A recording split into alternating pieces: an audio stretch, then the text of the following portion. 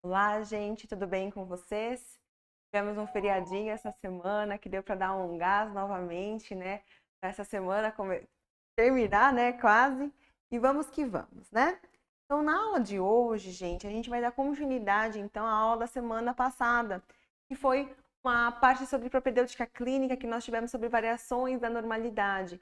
Falamos sobre diferenças, né, em relação à coloração, à textura, à superfície, né, sobre aquelas junções de dentes. Vocês estão lembrados aí? Começaram a dar uma relembrada no contexto?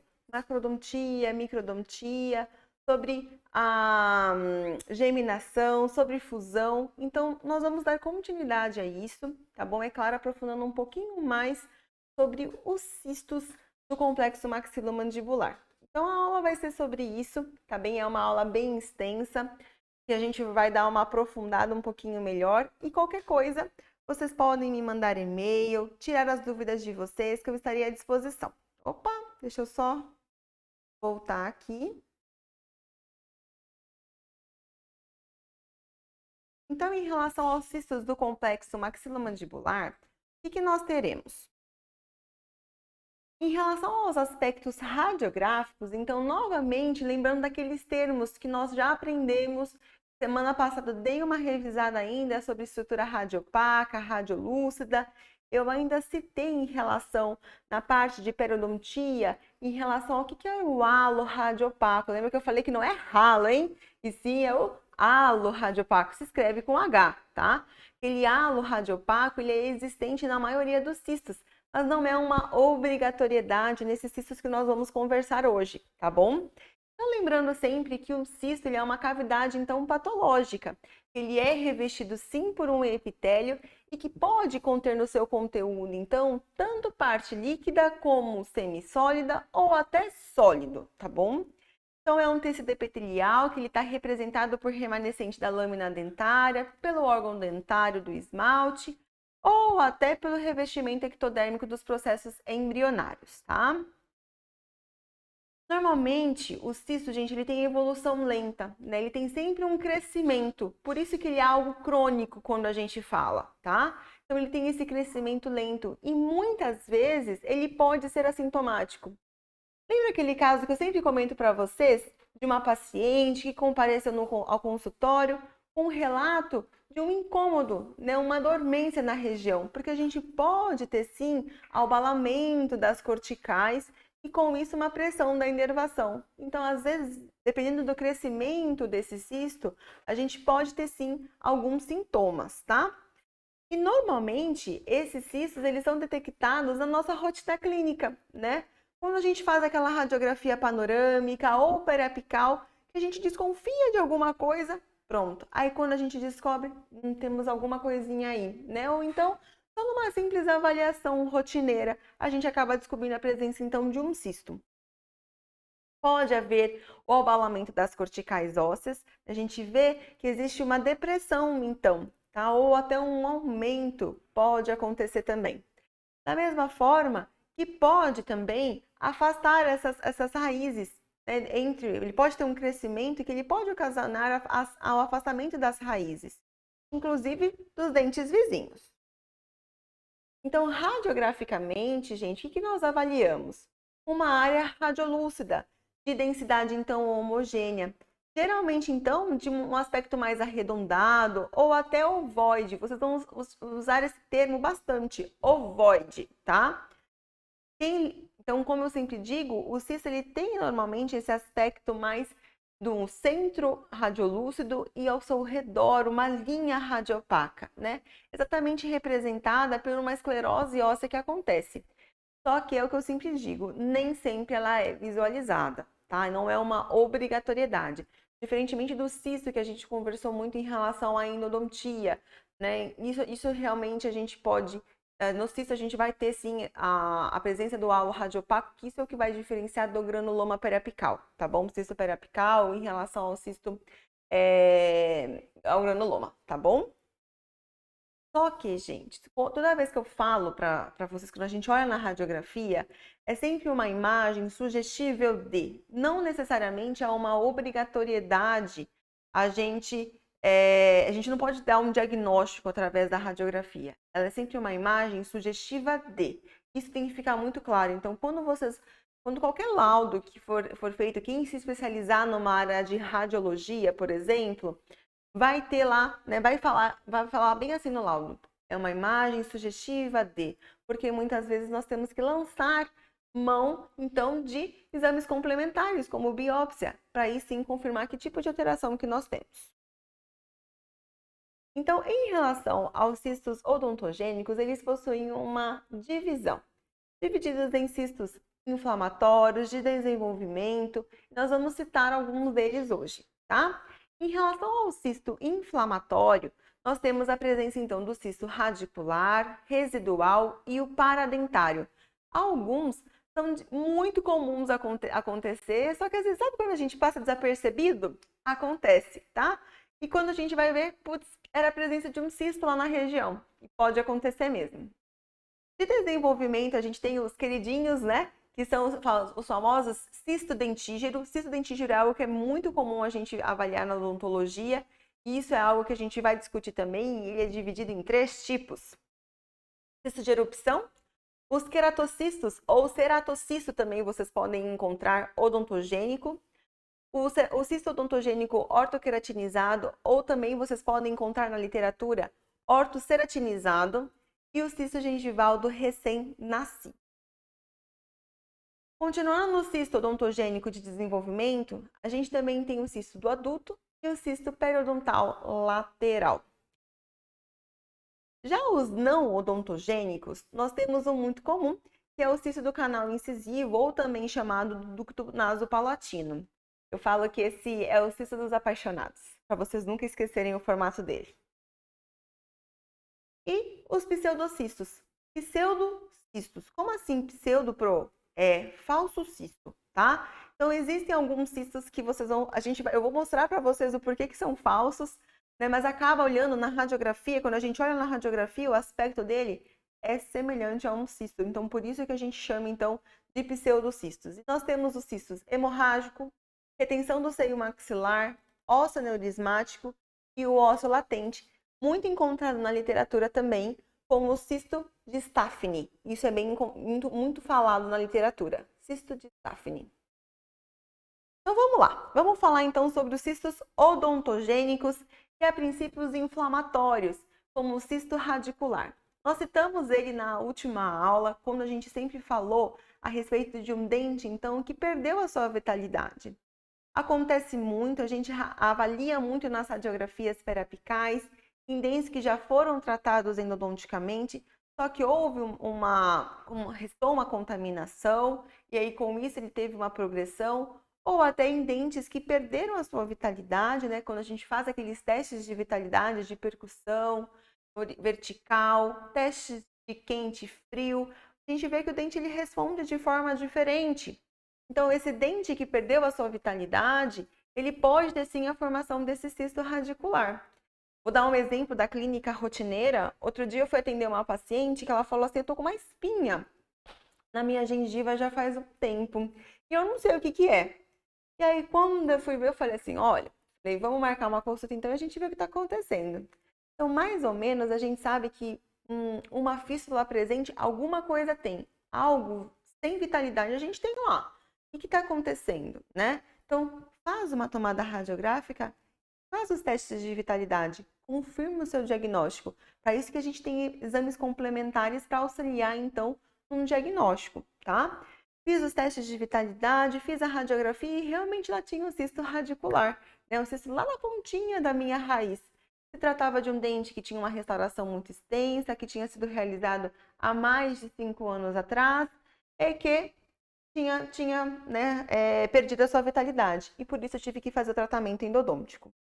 Ele pode estar centralizado na ponta da minha raiz ou lateralmente, também pode acontecer, tá? Então, ele vai se apresentar radiograficamente como uma lesão radiolúcida, semicircular na pontinha da minha raiz, normalmente.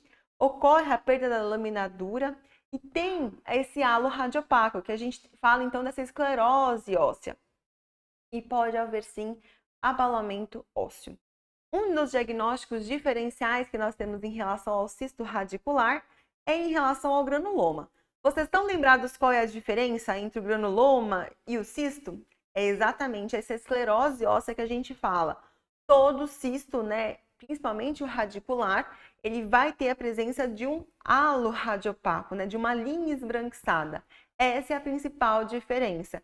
Então, atentem-se muito para esses pequenos detalhes que durante uma avaliação de um cisto radicular, ele é um diagnóstico diferenciado, tá? A presença desse halo radiopaco.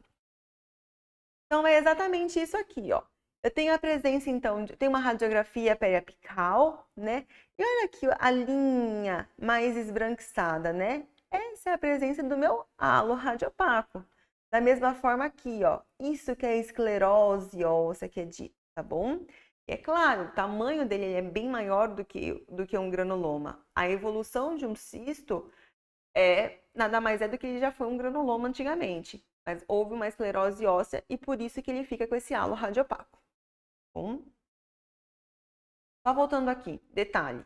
Esse caso aqui, quando ocorre a fratura, né, das raízes, houve, né, uma fratura radicular, não tem o que fazer. Neste caso aqui é exodontia. Houve comprometimento de furca, não tem o que eu realizar, a não ser exodontia. E é claro, nesse caso aqui, que já foi tratado, ainda está bem tratada, às vezes a gente lança a mão, então, da cirurgia parendodôntica.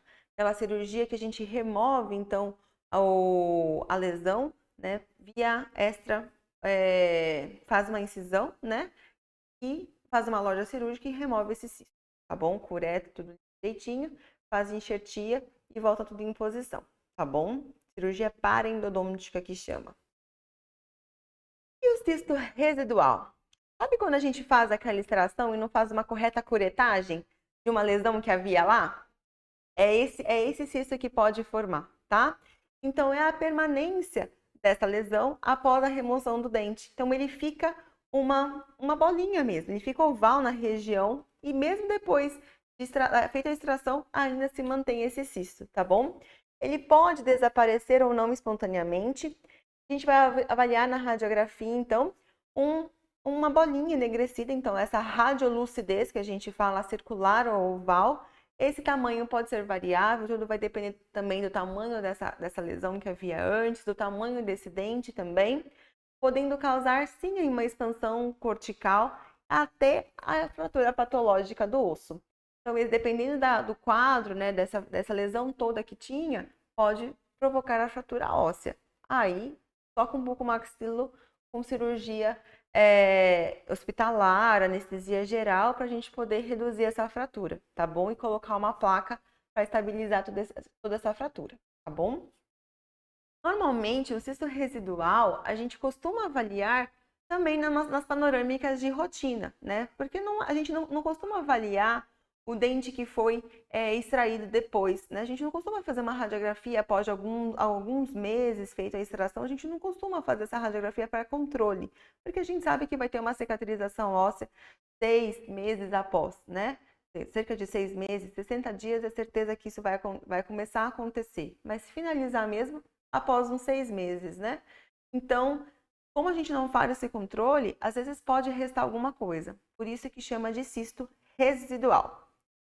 Então, clinicamente, a gente olha assim, o espaço do dente que foi perdido, né? E olha lá a presença do cisto.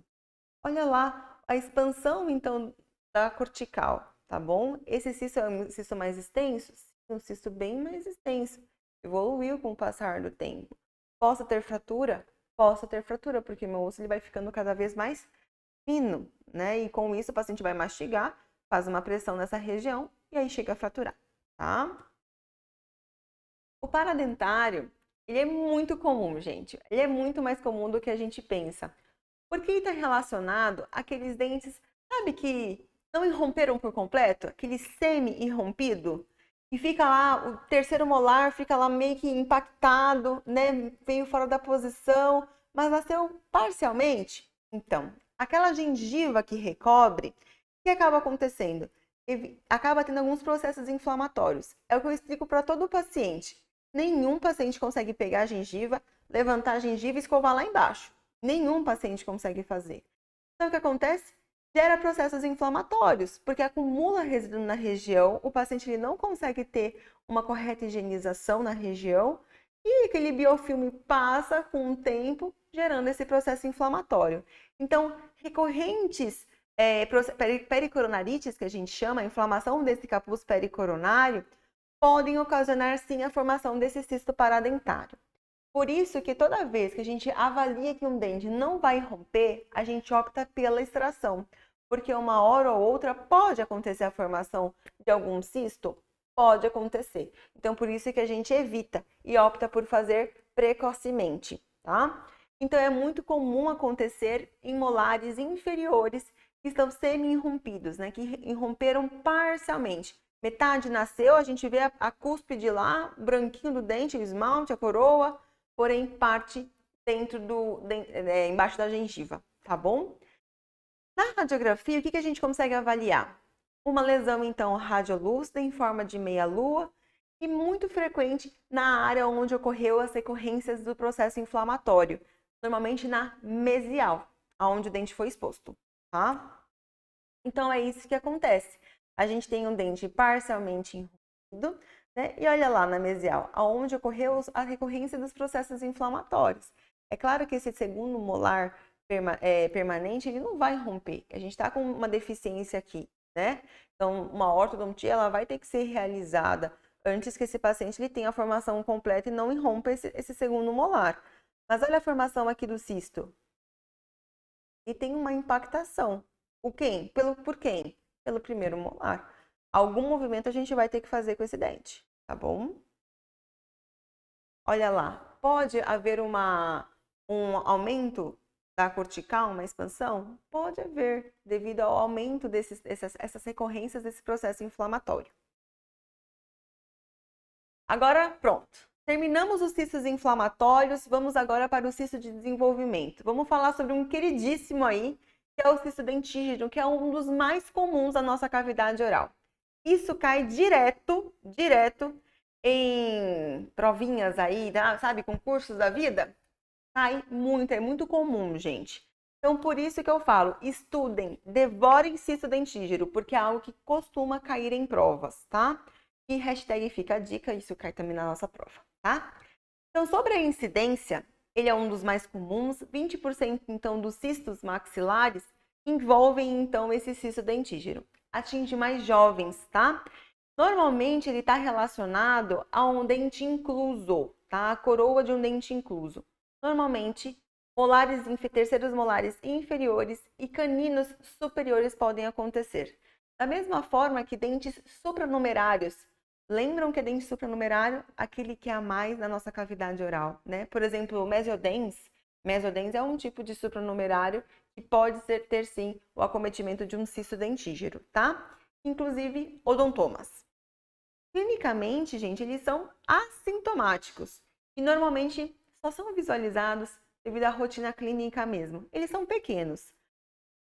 Grandes, cistos dentígenos grandes, mais extensos, eles são muito raros, tá? Mas essa expansão, ela também é indolor. Radiograficamente, a gente vai avaliar, sim, uma imagem radiolúcida unilocular, ou seja, uma única bolinha. Então, unilocular é quando eu falo de apenas uma única lesão englobando o dente.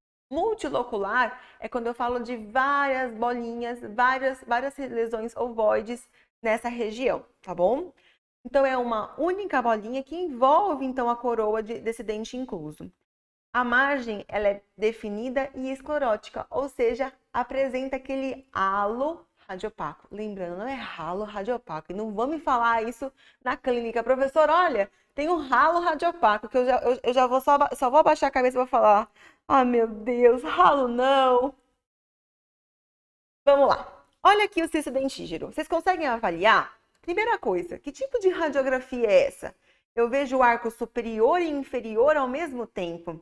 Então, quando eu vejo essa imagem extensa, não cheia de detalhes, eu sei que é uma radiografia panorâmica, né? Ela não vai me dar detalhes, né, desse caso. Não sei a extensão disso tudo, mas eu sei que está envolvendo, então, tem alguma coisa acontecendo. Olha aqui o canino.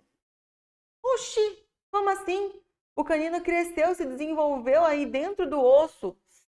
dentro do osso, ele está totalmente impactado, ele não vai nascer, né? Mas olhem aqui, olhem na imagem o famoso halo radiopaco, né? Essa linha esbranquiçada, essa esclerose óssea, né? E aí dentro desse halo radiopaco, a gente tem então a presença de uma imagem radiolúcida, ou seja, mais enegrecido ao redor dessa coroa desse dente impactado, tá? É importante a gente destacar aqui, isso não envolve uma lesão maligna, tá? Então, quero que vocês fiquem tranquilos em relação a isso. Mas eu preciso resolver, tá? Porque isso pode causar afastamento das linhas corticais, isso pode afastar coroas dos dentes, as raízes dos meus dentes. O paciente ele pode sentir sim uma pressão maior nessa região. Então, por isso que a gente só acompanha, né? E às vezes opta por fazer a extração, fazer a remoção desse cisto, tá bom? Olha aqui, eu tenho na ponta do meu incisivo a formação aqui também, olha lá. Aqui eu tenho a presença do quê? De um mesodens. É muito comum entre as raízes dos meus incisivos centrais superiores a presença de um dente supranumerário. E olha aqui, eu tenho a presença de um supranumerário, de um mesodens, e também está envolvendo aqui. Olha o meu halo radiopaco, né? E lembra que eu falei que o cisto dentígero ele é dividido em 3 tipos? Pois bem, um dos primeiros tipos é o central. O central é quando ele envolve exatamente a coroa do meu dente. Bem centralizado mesmo, tá bom? Então, cisto dentígero central é a que envolve a coroa do meu dente, tá bom? É sempre normalmente mesial, tá? Isso é uma característica muito importante para vocês começarem a associar. Já o